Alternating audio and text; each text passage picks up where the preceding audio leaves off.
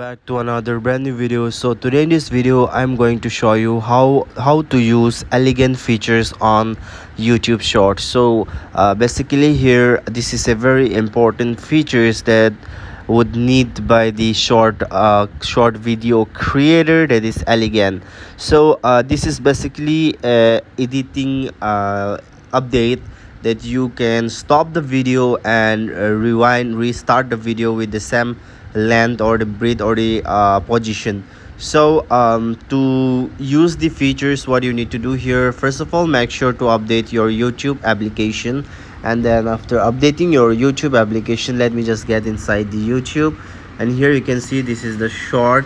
So if you see example, if you create a video like this, you can see here, let me just show you. Just click here, and then here you can see there will be an option elegant.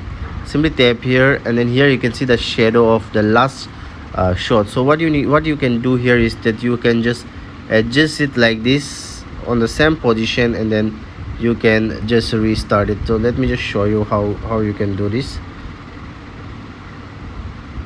I don't know how it was three fingers, sorry.